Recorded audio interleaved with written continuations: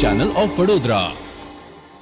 સંજેલીમાં સતત 2 દિવસથી રાત્રિ દરમિયાન ચોરોએ રોકડ રકમ સહિતના મુદ્દામાલની ચોરી કરી પલાયન થઈ જતા લોકોમાં ભયનો માહોલ જોવા મળી રહ્યો છે। ગત રાત્રિ દરમિયાન સંજેલી શિશુ મંદિરની પાસે આવેલ 2 રહેણાંક મકાનોમાં ચોરી કરી ચોરો ત્રીજા મકાનમાં ચોરીનો પ્રયાસ કરવા જતા હતા, પણ ત્યાં ચોરીનો પ્રયાસ નિષ્ફળ નીવડ્યો હતો। 2 ઘરમાંથી અંદાજિત રોકડ રકમ સહિતના મુદ્દામાલમાં 1,60,000 જેટલી માલમત્તાની લૂંટ ચલાવી ચોરો પલાયન થઈ ગયા હતા। ચોરીની ઘટનાના સીસીટીવી ફૂટેજ કેમેરામાં કેદ થઈ ગયા છે। ત્યારે આ બનાવ સંદર્ભે સંજેલી પોલીસને જાણ કરતાં જ પોલીસે તપાસનો ધમધમાટ શરૂ કર્યો છે।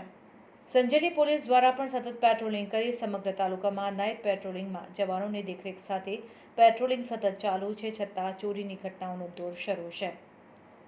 રાત્રિમાં સતત 2 ચોરીની ઘટનાઓ બનતા પોલીસ પેટ્રોલિંગ પર પણ સવાલ ઉઠી રહ્યા છે।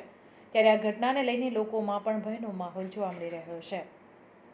જીવનદીપ સોસાયટીમાં થોડા મહિનાઓ અગાઉ ચોરીની ઘટના બની હતી, ત્યારે ફરી તે જ વિસ્તારમાં ચોરો દ્વારા ચોરીની ઘટનાને અંજામ અપાયો છે।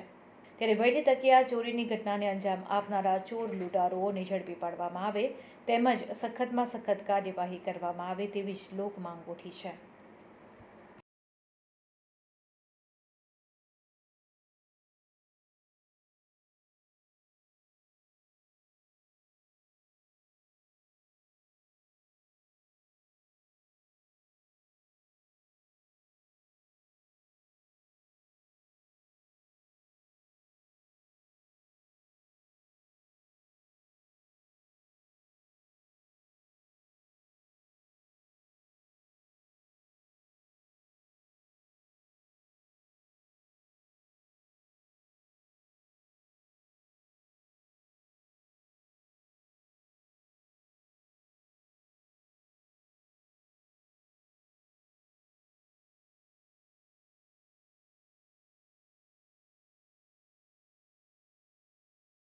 સંજેલી જીવનદીપ નગર સોસાયટીમાં રહું છું અને રવિવારના દિવસે હું અહીંથી અંબાજી જતો રહેલો હતો મારી છોકરીને મળવા માટે, અને એ રવિવાર રાત્રે મારા ઘરમાં ચોરી થઈ।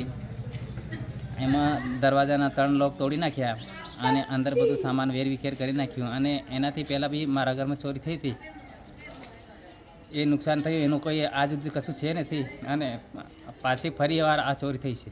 કેટલું હાલમાં કંઈ તમારું નુકસાન? હાલમાં મારા આ વખતેમાં 30,000 રૂપિયા અંદર પડ્યા, એ લોકો લઈ ગયા છે। બધું સામાન વાર વિખેર કરી અને 3 લોક તોડીને બધું લઈ ગયા છે।